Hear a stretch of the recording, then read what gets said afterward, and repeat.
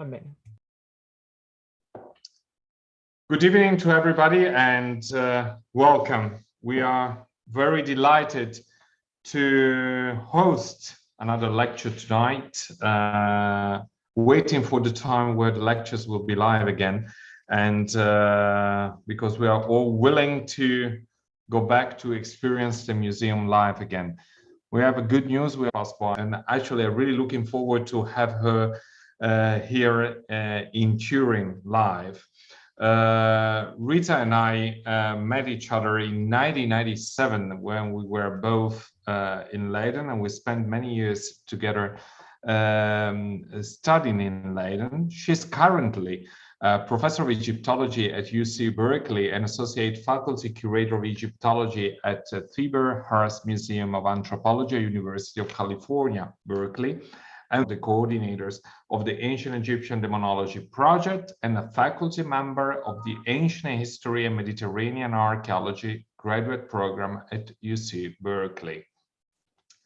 Not only that, but she's one of the most important experts of the Book of the Dead, and it's a great pleasure to have you here with us, Rita. And I say just a few words on the lecture that you're giving tonight by the title From the Museum Back to the Tomb, the Virtual Rejoining of a Sarcophagus and Its Burial in 26th Dynasty, Saqqara. I'm really looking forward to hear what you will tell us about the chief physician and overseer of the Temehu, Psamtek, whose coffin is at the moment in display at the Hearst Museum of Anthropology in Berkeley. And actually, Rita is going to show us tonight how digital humanities is the path that we have to walk through in order to develop the museum of the future. Actually, how can we put together this acta membra? How can we ask the right questions with the material cultures and put in connection and in context so that we can reconstruct the landscape where the object comes from, and we can better understand the value and the meaning that the object itself has to tell us. So thank you again for being with us, Rita, and the floor is yours. Thank you, Christian, for this kind introduction, and good morning, good evening, everyone. Don't know from where are you attending. Here is morning in California. And thank you also to the Egyptian Museum and staff for the opportunity to be here with you and talk about my project. I would have preferred to be there in person, but that will be for next time. And I'll share my screen so that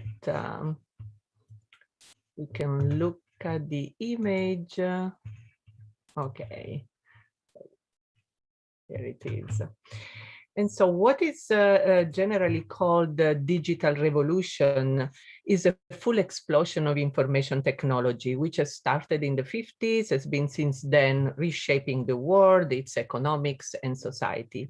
It is also thanks to this digital revolution that the application of digital technologies to the study and preservation of cultural heritage has been progressing very quickly.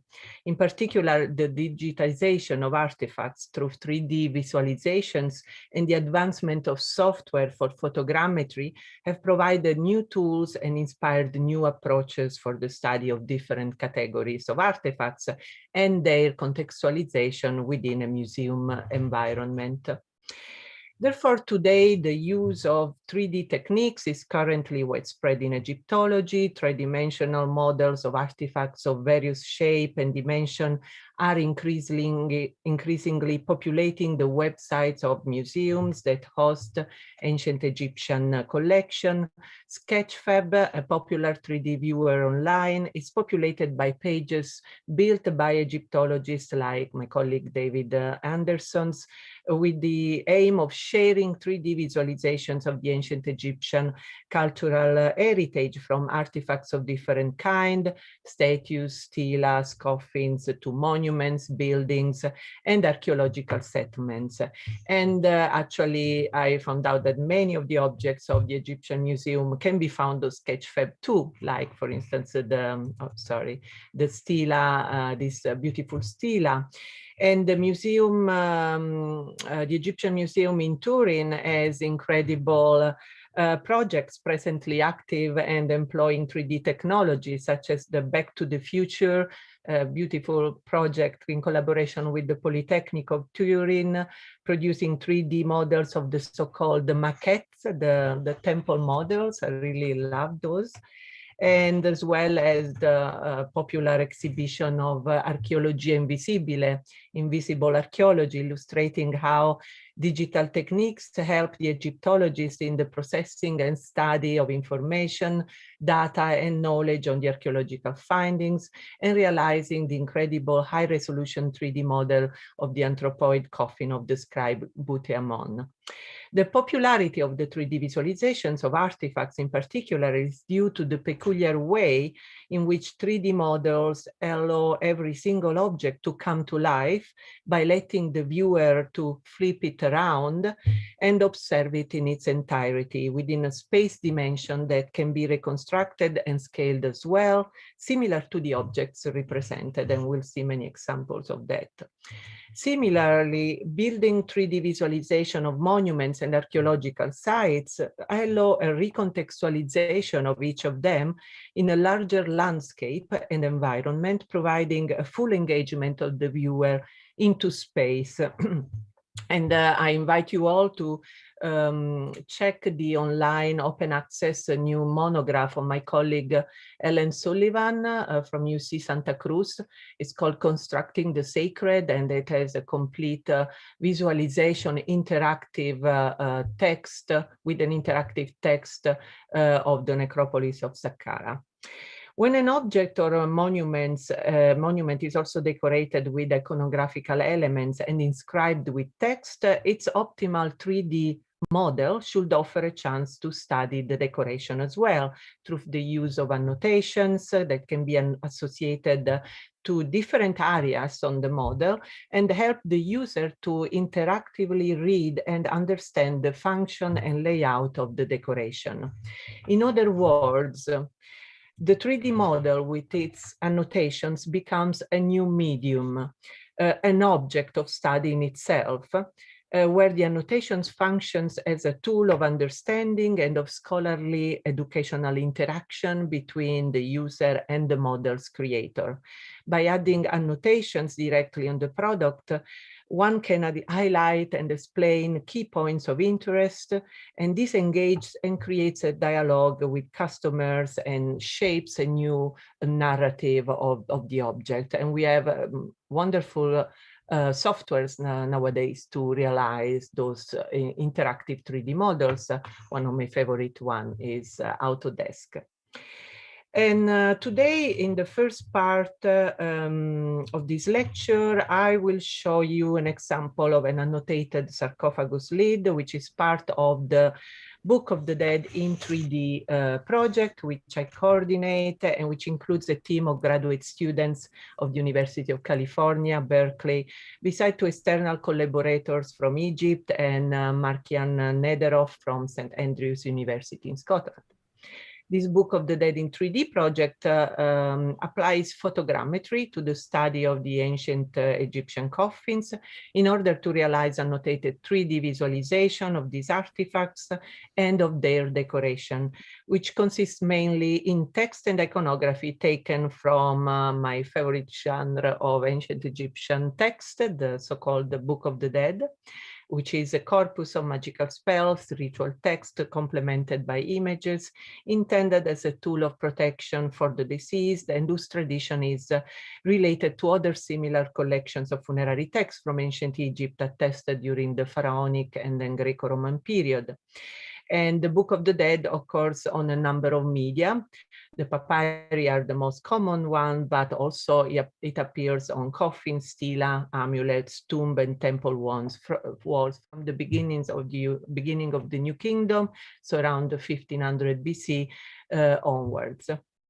And up until now, the project has produced about 18 3D models of previous unpublished ancient Egyptian coffins, which are mainly kept in the storage rooms of the Phoebe A Hearst Museum of Anthropology at UC Berkeley, but also in other Egyptological collections in California and the US. The main aim of the project is to annotate the coffins 3D model and share them through a digital platform in order to make them available for the scholarly community as well as for museum educational programs. Those coffins were a central item in the burial assemblages of the Egyptian elite, since they were protecting the mummified body of the deceased. Text and iconography decorating their exterior and interior played a role also in empowering the rebirth of the deceased and her or his journey in the netherworld. So studying the coffin decorations, material and function is not always easy. Due to their considerable size and weight, only major museums are able to have them on exhibition and document them properly. Photogrammetry is facilitating coffin studies greatly on many levels, from their typological analysis to their data collections, comparison, and dissemination. While some of these coffins and sarcophagi were removed from Egypt as a consequence of a legal distribution of finds from foreign excavation projects, a huge number of them were actually pillaged from cemeteries during the 17th to the early 20th centuries and then sold on the antiquity markets to museums and private collectors, often together with human remains of the mummified deceased buried in them. And during the removal from their archaeological context, the provenience and contextual information concerning the coffins was almost always lost. For such reason, many ancient Egyptian coffins are currently scattered in museums all over the world, where many of them still lie in storage rooms, are not exhibited in the gallery spaces, nor have they been published. Documenting and disseminating 3D models of coffins now lying in museums all over the world and publishing them through the annotations, so providing an information available of each piece, allows scholars to reestablish links between objects that are now geographically separated, and allows scholars to better understand the historical record and increase the visibility of the forgotten individuals who once lay in those beautiful chests of life, as they were called by the ancient Egyptians. The focus on the Book of the Dead in 3D project is therefore to create interactive annotations on the models themselves, in particular providing the text transcription and translation of the magical spells and other inscriptions which are found on the outer and inner surface of the coffins. And the Book of the Dead the Book of the Dead in 3D website page is now available also in Arabic, in an effort to value the use of this language in the Egyptological community. As Egyptologists, we think that more efforts need to be done in sharing our research contents within a wider community, including primarily Arabic-speaking audience. And this has been and still is a learning experience for our student team members, whom I wish to thank also to help in this effort to translate the website also in Arabic, especially the members of the team from Egypt, and you can see their name on screen. So please check our new Arabic page, and we would be glad to receive any feedback to improve it, and it's still a work to be continued.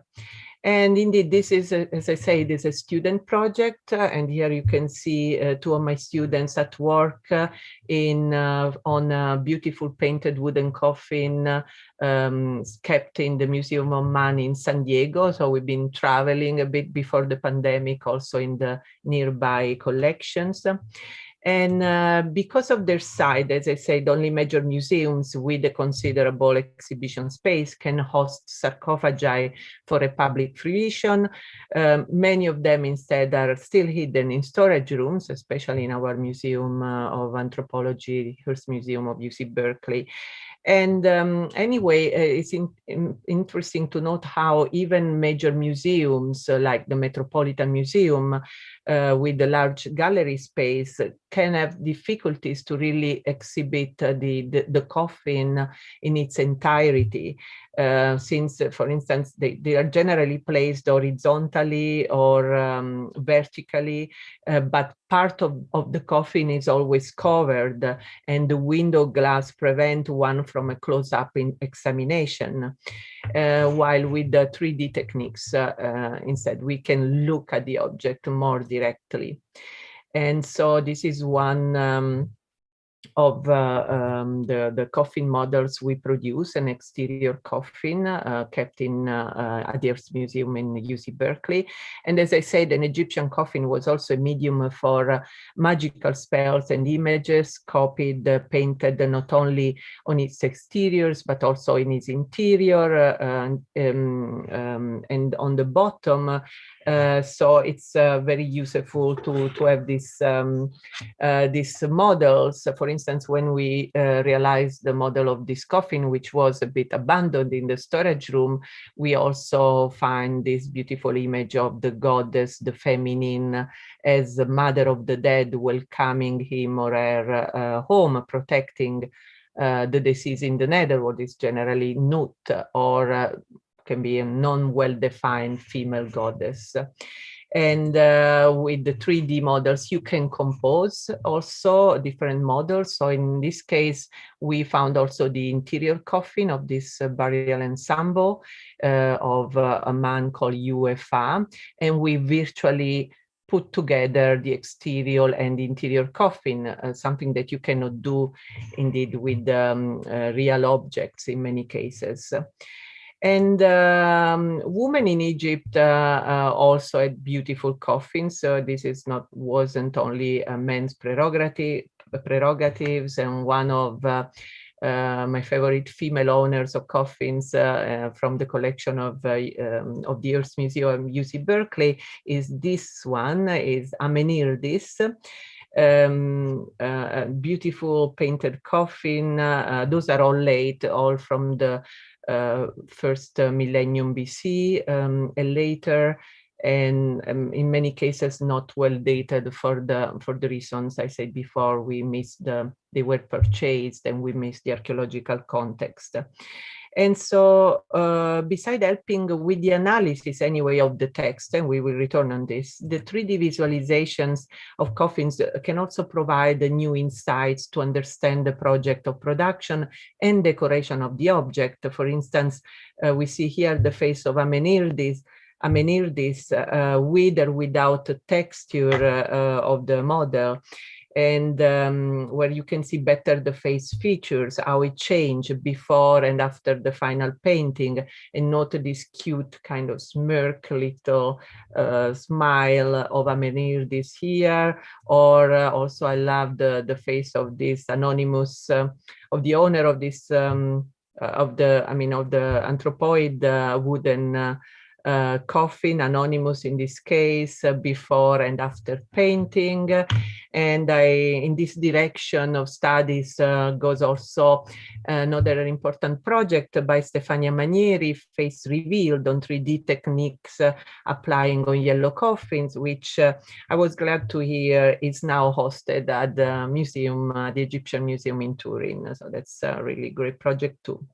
But let's speak about materiality of the text now, so leaving the typological study of the coffins. Obviously, the Book of the Dead, which is very often copied on coffins, as I said, is a set of documents then copied on artifacts containing text and vignette, and is a visual phenomenon. Making the Book of the Dead visible so would mean, in the first place, to simply show the documents. Obviously, that's something a database or facsimile does.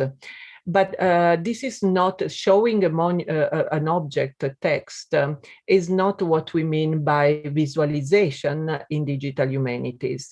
Visualization in digital humanities means to explore data, structures, and knowledge by means of computing and drawing. And it's especially when dealing with religious text, since religion is not only about beliefs, but it always involves material form, that we can work better to visualize the text on the object and to see into that what the materiality of religion means. It is indeed that it is in that materiality that religion, and in particular case funerary religion as expressed in the Book of the Dead, becomes part of the people's experience. It becomes a thing, and on religious things there is currently a lively discussion among scholars of material cultures, material culture studies, material religion at large. In Egyptology, when having to analyze a text on an object, we generally copy the text outside the object, like in this case with this Ushabtis. It is easier to read, but then it becomes also, the text it becomes flat and detached from the object in itself, where we can see here the transcription of spell 6 of the Book of the Dead, which is painted on the Ushabtis body. In fact, the Book of the Dead spells were deeply shaped on the objects where they were copied down through the centuries, and the way the text and their accompanying images were distributed on each of these objects tell us a lot about the way written and iconic magic worked on the body or on the mummy bandages, on the coffins, and through the funerary equipment of the deceased, so from papyri to magical objects, Shabti figurines like this one, up to the area also where the body was supposed to rest and receive the funerary cards, so the tomb, the offering places, and the temples. So speaking about this visualization of the materiality of religion and materiality of magic, we should analyze text also differently when they are on a 3D object. An example, by looking at this zoom in picture, we could almost think that, that this is from a papyrus, from a bidimensional object. But actually this is a detail of a completely textualized coffin. And this is why I like to talk about coffin magic or coffin textualization, starting especially already in the Middle Kingdom, but becoming really popular from the Third Intermediate Period and later. And it is a practice that seeks correspondence between the magic of the word, of the spells, and the different parts of the coffin. Especially outstanding are the heavily textualized outer coffin with sequences of the Book of the Dead. I think it's still this slide, with often preference for text divisible in passages of equal length, so that they could really be embedding on the surface. So how to study this text? By using digital humanities tools and methodologies such as 3D visualization and mapping the text on the object, we can build those platforms where to analyze those texts. And so look at the materiality of the text. And what we use for this project is Agisoft Metashape, previously called Photoscan, that group together the photos of each coffin or sarcophagus and then create the model. So actually the software does the whole job, and what is required is just to have really high quality, good photos for that. And we realize different model with Metashape. And this is another beautiful coffin that has been for ages kind of abandoned in our storage rooms, because the Hearst Museum of UC Berkeley does not have an extended gallery space. And because of doing the photogrammetry on the coffin, we could turn it, flip it around, and also look at the beautiful decoration also of the back of this coffin. All those models are now also now on the Sketchfab page of the project, and actually still the PDF of the 3D model can be downloaded from our website. And I had also some external collaborations to create really high quality models. In this case, Valerio Paolucci for Sea-Arc has been realizing this model. As you can see here, the various stage by using photogrammetry, and you can mix that, of course, with the laser scan techniques. You can correct also the color, because many of these models are made in the storage room, so not with the really great light conditions.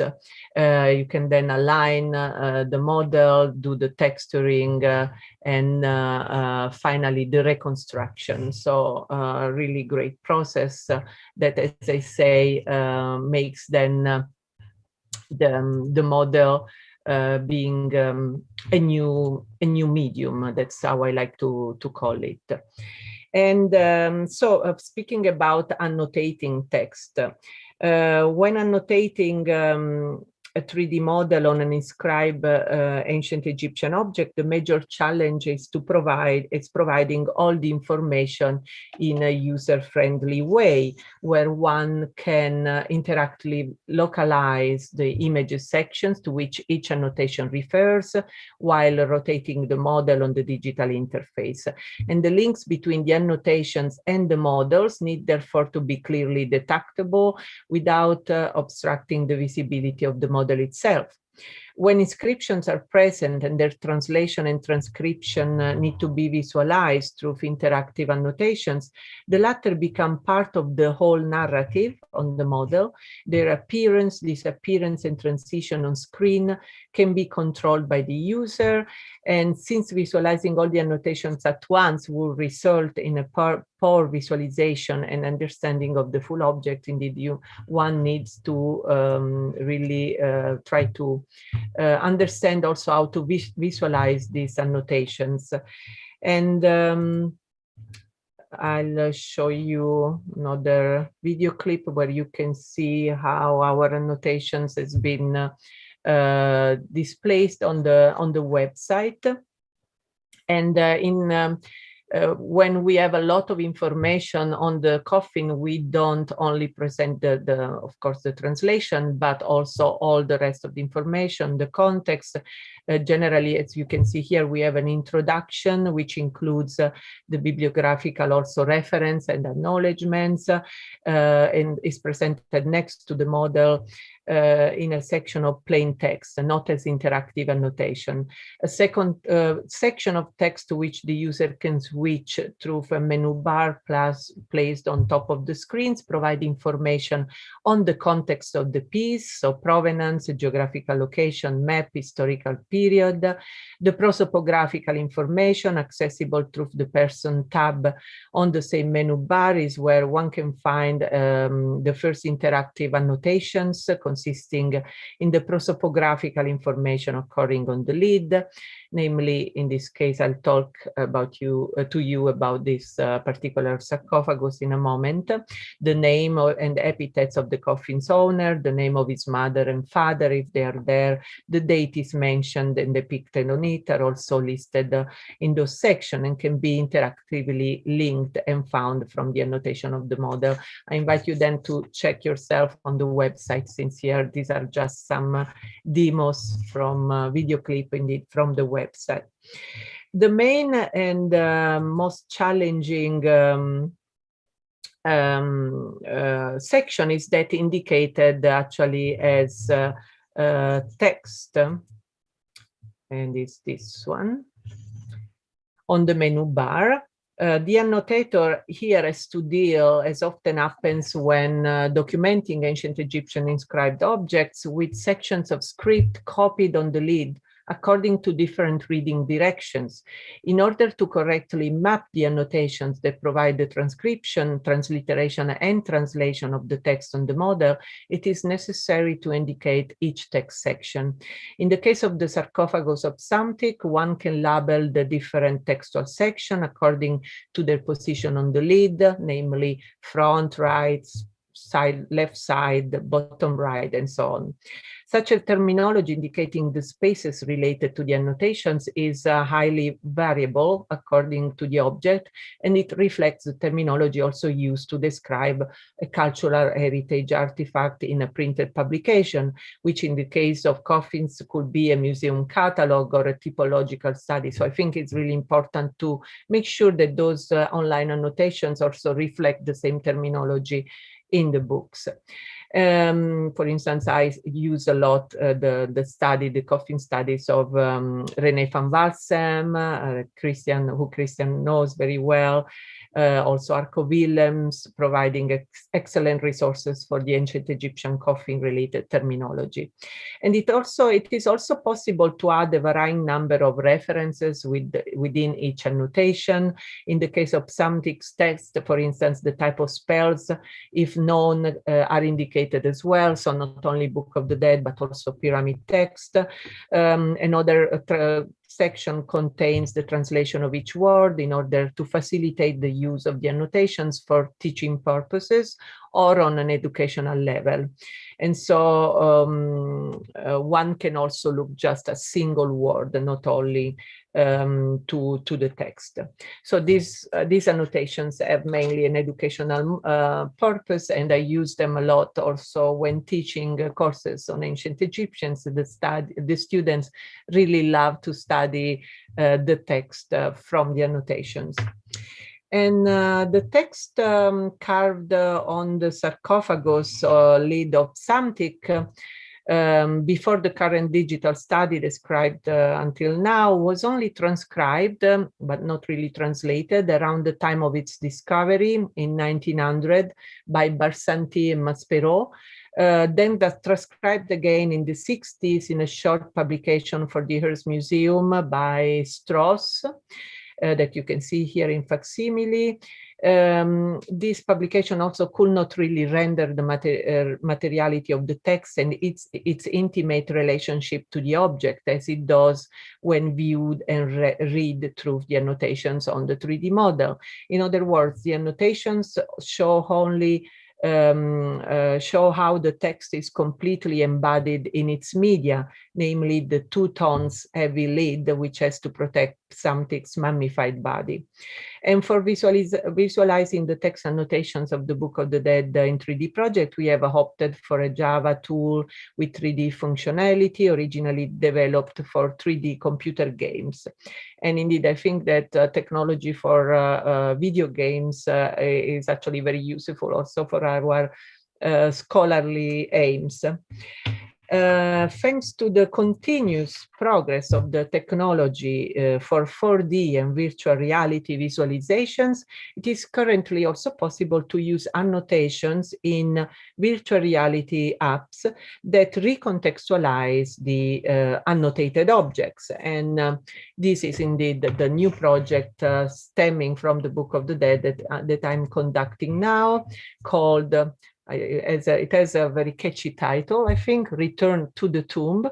Has been supported generously by the CTRIS, the Center of Information Technology Research and the Interesting Society of UC Berkeley, and has been a project also in collaboration with Ellen Sullivan from UC Santa Cruz and Chris Hoffman, UC Berkeley, as manager of the project. And as well as a team of students from the UC Santa Cruz and UC Berkeley. Hopefully this app will be launched by the end of the year. We've been, of course, slowed down by the pandemic. And Psamtek has been our first case study. The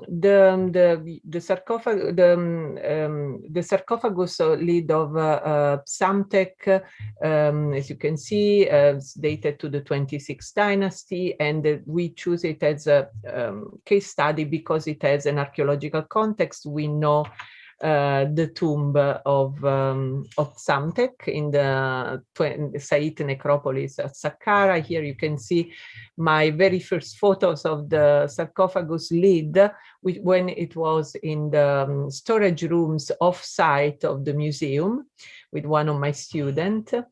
We organized a crowdfunding campaign to bring back this heavy sarcophagus to the museum. Indeed, now is at the very entrance of the gallery. And this is when then we started to study.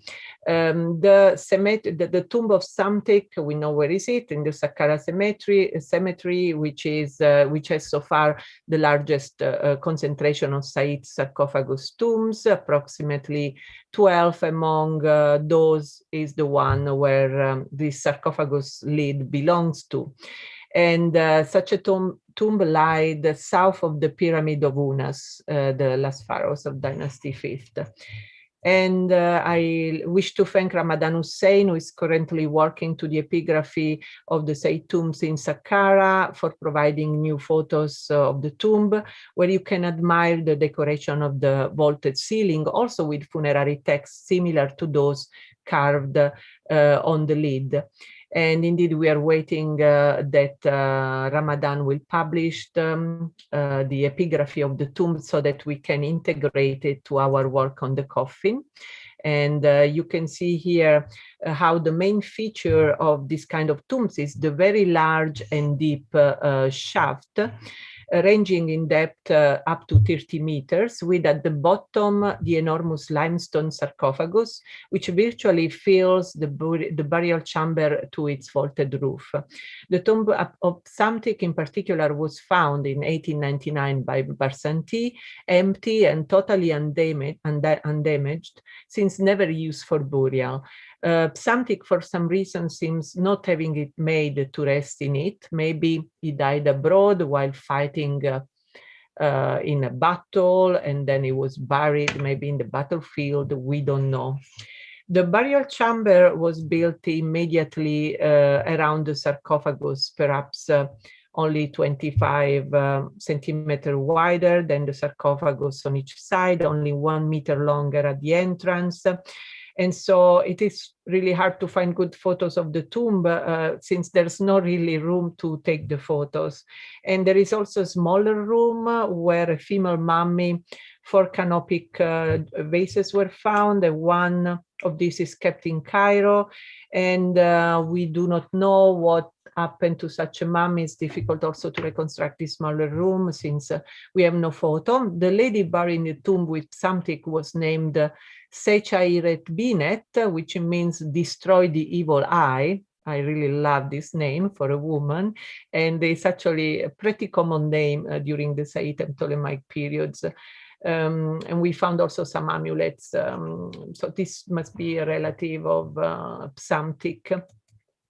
And here you can see still the sarcophagus in the museum off-site facility in Richmond, admired by a crowd of enthusiastic supporters of the very successful campaign we had, coordinated by the Hearst Museum, which made possible to bring the doctor, as we call it, because Psamtek has a title as Sunu, the chief of the, Sunu, chief of the physicians, and to bring it back to the main gallery.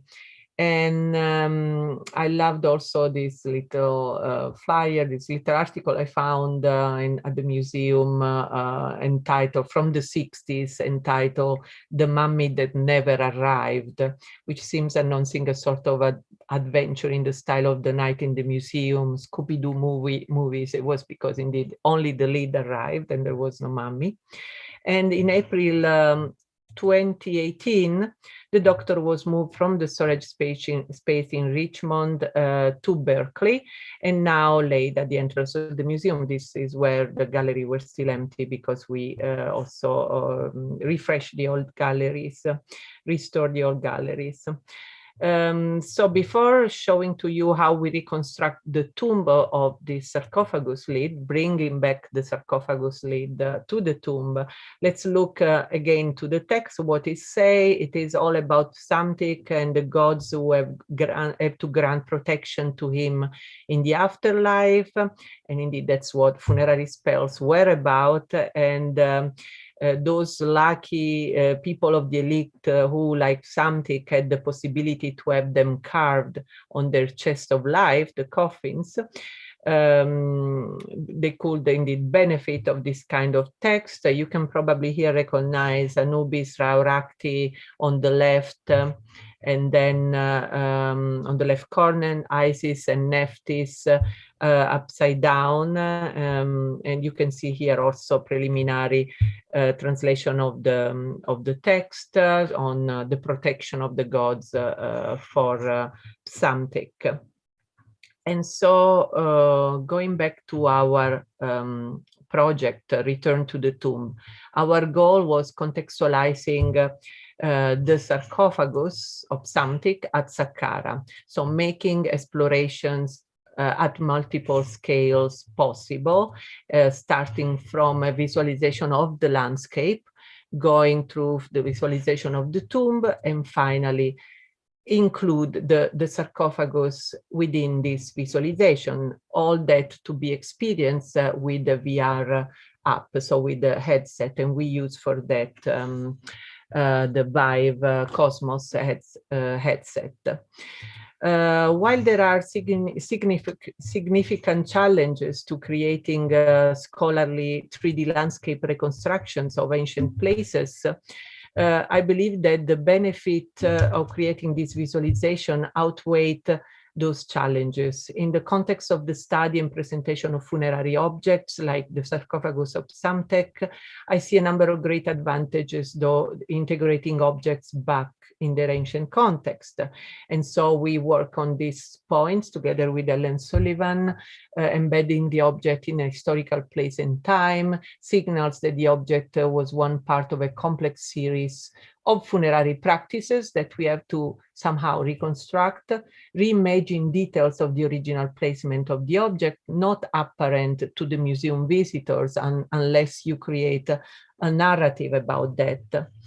And so here you see just a demo of the app once you have the headset, but we would like now to have the app also available just on tablet also or smartphone without the need of a headset, which is a bit more challenging. So you can enter into the necropolis. What we miss still here is the texture and more color, let's say, to the landscape. We are working on it, but I'll tell you later how we believe that it's better not to reconstruct too much. And so you can see here how before entering the tomb, the user of the VR app can actually walk around the necropolis and try to see exactly where the tomb is found. And there is a voice in the background also explaining exactly where you are, at which period, what you have to expect to find. And I'll show you the next video, a couple of minutes video with the audio, and my colleague Ellen Sullivan speaking and creating the narrative for the app. So at this point, I will ask indeed the staff of this Zoom call if can kindly send the video. Ricardo.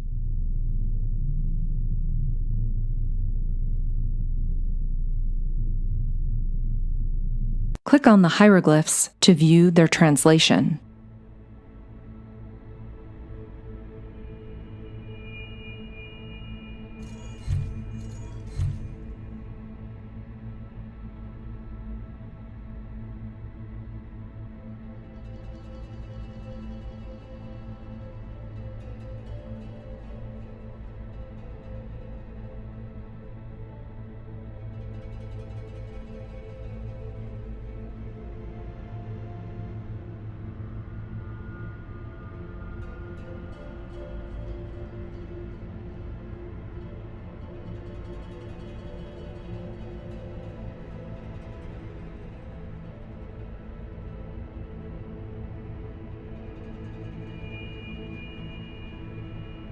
You are now peering between the basin and lid of the outer sarcophagus at the inner coffin of Psamtek. Spell 368 or 637b of the pyramid texts, the so-called Nut formula, is framed in the central part of the lid and describes protection by the main gods, like the mother goddess Nut, the earth god Geb, the jackal god Anubis, the four sons of Horus, and the sister goddesses Isis and Nephthys over the sarcophagus and body of Psamtek.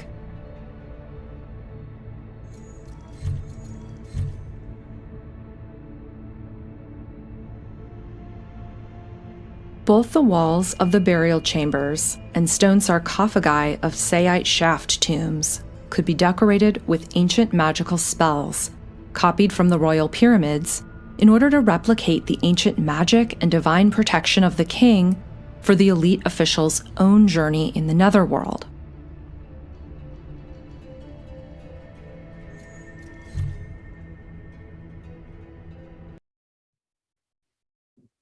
Great, I hope you all enjoyed the video. And so you saw the entrance in the tomb and how you can visualize then the sarcophagus. Again, the tomb of Psamtek is located immediately south of the ruined 5th dynasty tomb of King Unas, and is one of a number of dynasty 26 shaft tombs encroaching into the area of the now ancient king's pyramid. Therefore, we had to reconstruct a visualization of Saqqara exactly in that period when the pyramid of Unas was very probably already top down. I don't know if you noted that. And we are using modern images of the tomb as well as the Barsanti descriptions, so the old descriptions, excavation report, to try and model simple reconstructions that take into account the different types of stones and materials of the original space. And we realized that through Blender, especially Savannah Dawson from UC Santa Cruz worked at the reconstruction of the tomb. You can see here some screenshot of when we started to reconstruct the tomb towards through the software called Unity. People who works with the VR are familiar with that because it's one of the most used. So you can see here some screenshots of the first reconstruction. What we miss still is now the texture for the wall decorations, the wall text. And so we have to wait for Ramadan Hussein to publish those texts, and then we can integrate them in our app. You can see here another video. Welcome to the ancient Saqqara necropolis. Where okay, this is actually the same video I think you just saw.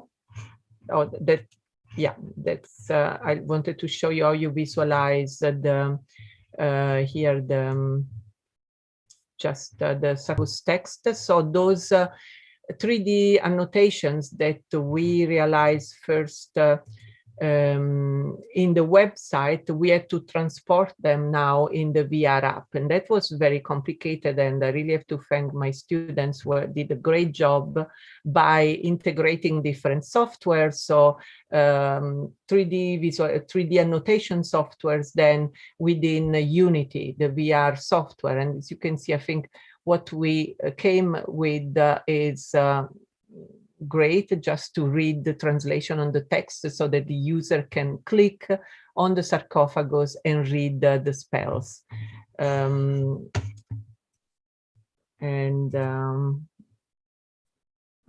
go, we also create visualization from the exterior of the tomb, so you can look at different parts of the tomb. And this app is currently tested on Vive headset. We hope to make it available also for the Oculus. The user can experience the above mentioned, this mentioned sarcophagus lid of Psamtek by virtually visiting its necropolis and tomb, where the lid has been digitally replaced. So one can navigate from the cemetery landscape through the tomb and viewing the lid. The user can also visualize and translate of the student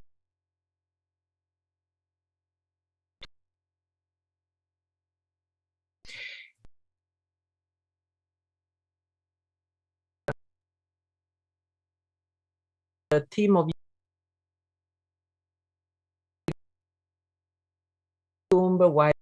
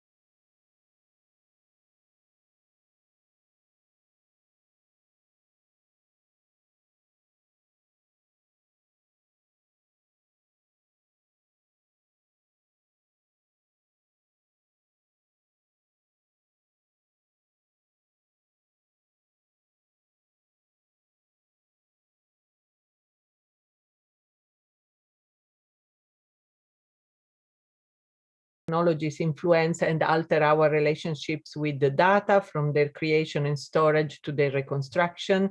And main point of this kind of analysis are the understanding of which data can be digitized. So we have fragmentary data, partial data, biased data. Are we going to digitize everything, or what kind of selection we made? And this depends from our kind of aim in what we want to communicate of an object. Also recognizing the importance of big data, like excavating the field notes, photographs in the museum archives, integrating non-digital data in order to contextualize archaeological objects, so social, religious, historical frames of analysis, understanding the 3D models as data versus the primary sources, which are the objects themselves, visualizing, analyzing metadata, realizing how annotations on 3D models have to be presented and which ones. So for instance, for the coffins, I chosen to give priority to textual translation, iconography analysis, origin information, and so on.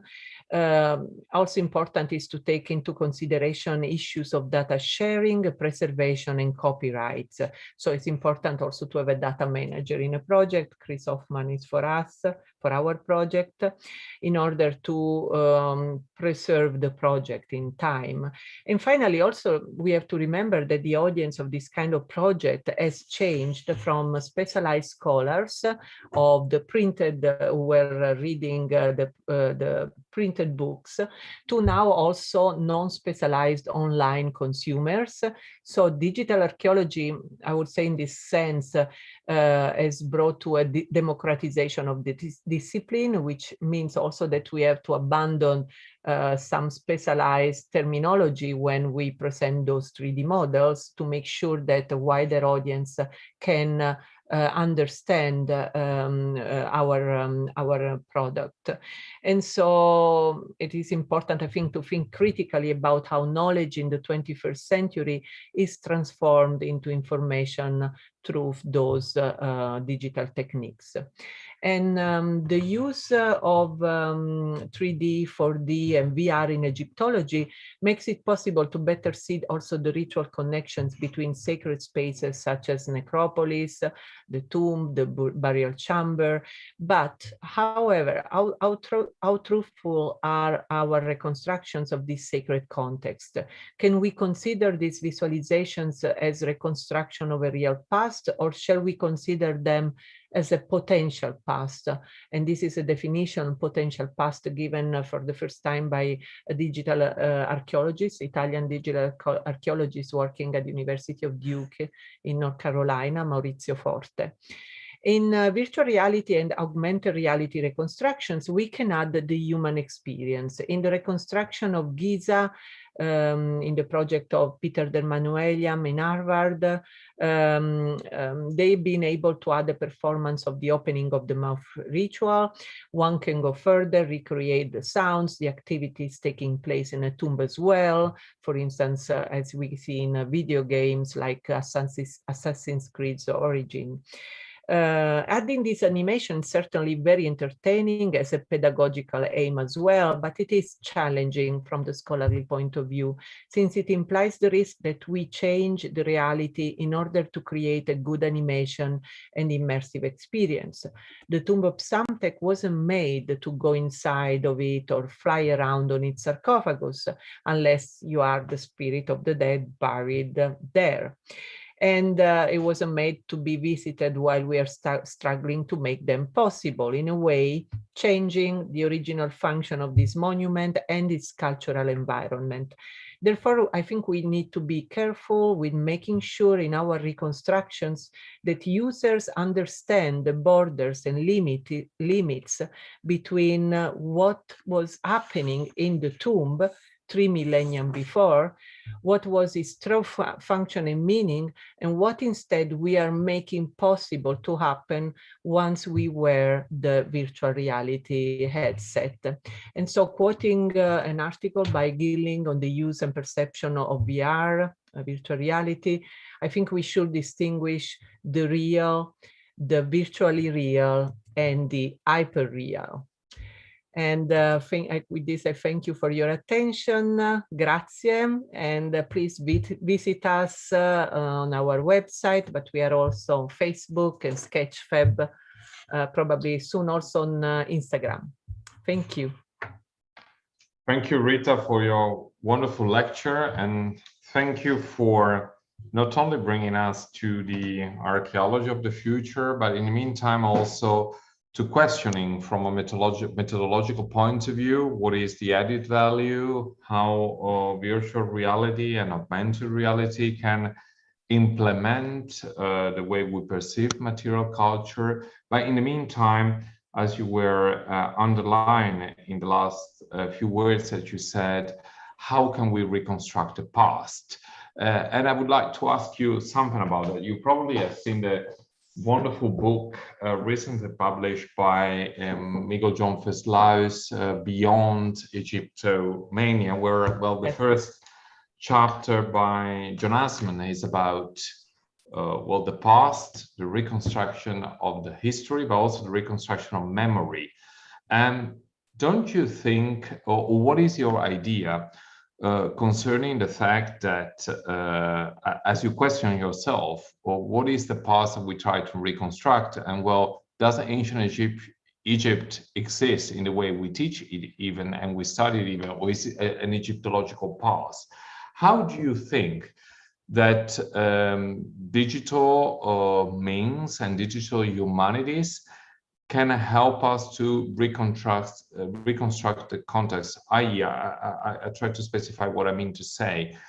Don't you think, though, that we have a huge methodological means now to show how we can reconstruct different kind of Egypts, and maybe none of them is real, but some of them, they can belong to different tradition, and they can be justified somehow. So we have the chance, you know, in the physical museum, for instance, we are so fixed because you choose for a label and for a narrative, and that's what it is. But now maybe you have an extra chance. Yes, thank you, Christian. That's really interesting issues to discuss. And I've been thinking a lot about what kind of reconstructions are we providing, and especially what is our ethical responsibility as scholars to share and disseminate our reconstructions. And I had to think to the difference with reconstructions in the past, like facsimile or just drawings of monuments. And it's really interesting to think that, for instance, we have a lot of older book of Egyptologists, of even the first drawings of travelers in Egypt that copied down monuments, and those facsimiles are actually not exactly the copy of the original. So they are really interpretations of the original. And so theoretically, this should not happen with the digital reconstructions, which is perfect and technological, but no, it actually is not so clear how real are our reconstructions once we add more technology. So to do a 3D model just of the objects, that's fine, but that also avoid the fact that even in photographing a monument, you can choose an interpretation. You can choose to photograph a monument, a statue, and a coffin from just one point of view and not multiple perspective, and support your interpretation like that. There was an interesting lecture that was given about this topic a while ago by right now I don't remember, but anyway, it was very interesting to talk about that. With the 3D model, there's not just one perspective. The user flip around the model and so look at all of it. But once you start to add more, you start to add the virtual reality reconstruction of the tomb, and so you have to decide how to reconstruct the tomb. And then, as I say, the augmented reality, then again, it's all about our interpretations. And that's why my personal choice is not trying to reconstruct too much. It's better having some element missing if we are not sure of how that element was in the real historical context, than not adding layers of information which actually are our interpretation. I hope this answers a bit. Yes, it does. It does. It's a huge topic. I mean, we could be discussing here for hours, because, but it's fascinating. And it's fascinating that, as you said, at a certain point, we need also to create, like you did with your student, interdisciplinary teams, because, of course, we need the Egyptologists, we need computer specialists, we need archaeologists, we need historians, we need even philosophers to question from a methodological point of view how to structure the research and the way you publish and you convey then the results to the public. I just have a look if there are questions, and yes, there are, and I would like to ask you what we receive from the public. What are your thoughts about integrating photogrammetry data with traditional modeling techniques when it's not possible to have the complete scan of the coffin? Is the data still considered as scientifically accurate? Traditional ways of modeling, I'm not sure if the question is about combining photogrammetry with like laser scan techniques. So we do that. It really, I always say that it's good to have in this kind of project a digital artist, someone who really knows what kind of software you need to reconstruct the model at its best. And in some cases, I could see that photogrammetry alone wasn't enough, and you have to combine that with other methods. I believe, as I said at the end of the conference, that we need to integrate non-digital data. And it is important so that the 3D model is not just reconstructed on the basis of the photos that we have, but by annotating it and reconstructing the context, we definitely have to integrate all the information data, metadata that we have. So also other methods are welcome. Of course, it really depends, I think, from one case to the other, what kind of objects you have, what kind of material. If you're working instead on an extended site reconstruction, things change as well with monuments, of course. the techniques are different. And then photogrammetry is mostly used for objects which are like coffins, that works fine, but laser scan for the monuments or for smaller objects is a preferable technique. So yeah, it really depends on the kind of object.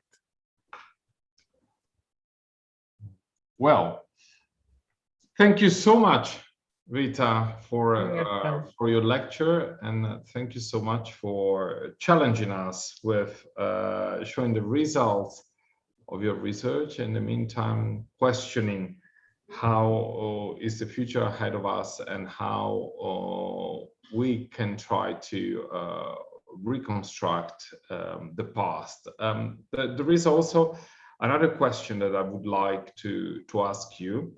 I know that is a major issue already in the United States, less so in Italy, and it concerns restitutions. You know, that is a huge question also in Europe. Do you think that, or let me phrase the question differently. We have been focused very much up to now on single objects of contested heritage. So and we have many examples, even of Italy asking back objects from the United States, and we know sometimes how long it lasts in tribunals waiting for you know, back and forth lawyers asking for that. Do you think the digital humanities, and as you said very carefully, sharing the knowledge can help sharing the titularity and the ownership of cultural heritage in the near future? Do you envisage a possibility of creating an impossible Egyptian museum where knowledge is shared, where the landscape takes a role? And do you think that it could ease somehow the request of physical objects, or do you think the two things are a parallel path? Definitely, I think that such a museum, global museum, would really be something wonderful for the international community, for the recognition of different heritage, provenance of monuments and objects. And we can already do that thanks to the advent of artificial intelligence. And we know, Christian, that Ellen Wilbrink is working with their Clio platform to something like that. It is still hard to, unfortunately, have larger collaborations between national Egyptologists, since in many cases questions of copyrights and release of data is also connected to specific politics of states and museums. And the question is very complicated, also because it has to deal with the will anyway to get the stolen heritage back. This is not only happening with Egypt, but with many African countries. For instance, we know that France lately has been giving back important works of African art. And honestly, I think that when it is possible to give back, we should really do it. This is the first step towards the very much discussed decolonization of the world, of the academia, of the disciplines, of the museums. So this needs to be done. But beside, I think the two things can go together, can go in parallel. Of course, it's impossible to give everything back because we got a lot of heritage that comes from other spaces, from other sacred area. I think we should work in parallel on a digital level and on a physical restitution level, and see what can be negotiated, of course, within the respect of each national request and sensibility don't know how to, it's really, it has to do with ethics a lot, and it's there is a lot of work to be done still. It is indeed. Well, I have a last question for you. Well, you're in the United States, the country of Creative Commons, where museums have opened up their storage and given possibility to everybody to use and reproduce the images. You know that in Italy there is a still discussion about the enhancement of Creative Commons. The Museo Egizio could apply that because we are a private foundation, but state museums have more restrictions. And I would like you to address, from your American point of view, the issues that are often spoken about here in Italy. In Italy, or even in Egypt sometimes. One is, well, we have to be careful with the digitization and 3D modeling of objects, because otherwise people will not come to museums anymore. Second is the issue very much in Italy, what we call of decorum. So people are afraid that if you set it free, you do not have the control anymore of the use that can be done of the object in respect of the value of the object. So the object could be misused. And it's very funny somehow I say that we talk about decorum for photographs of physical objects, but for instance, not for literature. Everybody could use Dante and quote it and use it whatever you want, but an image. And then there is still, and I think it's a category of last century, of whether you use it for scientific research, for scholarly purposes, or whether it's connected to a kind of income that you can generate in doing a 3D model. But as we know, we live in a different world where income generating devices can be also the result of research that you do. What is your point of view on this criticism that you hear it very often from those who are against the developing of 3D modeling? Yeah, thank you. You're making me really difficult questions, Chris. But no, I'm actually, I learned a lot since I moved to the US, because I really learned the importance of sharing.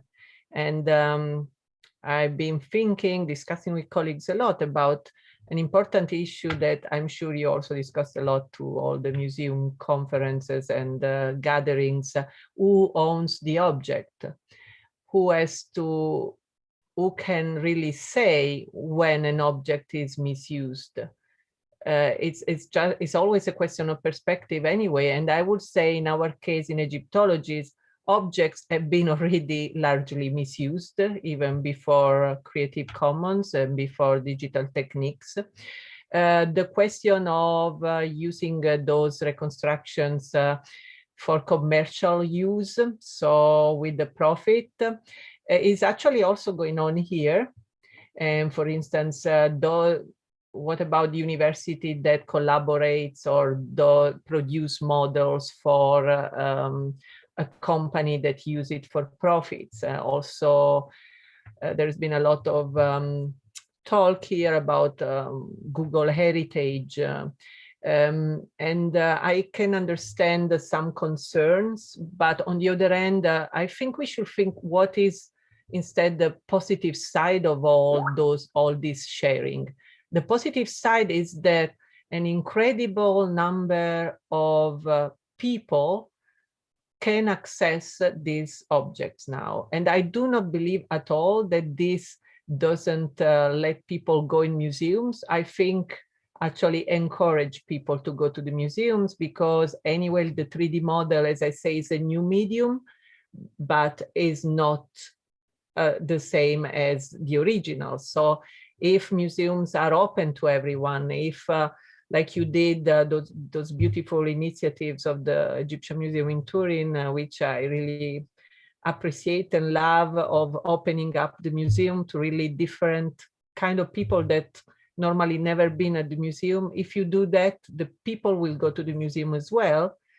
And at the same time, they will enjoy all our information produced also in different way. And in the end, indeed, we don't own the objects. Those are global heritage. They are first a national heritage and then they're global heritage. So I really don't see any reason for trying to restrict access to. I don't think that misusing the objects is a strong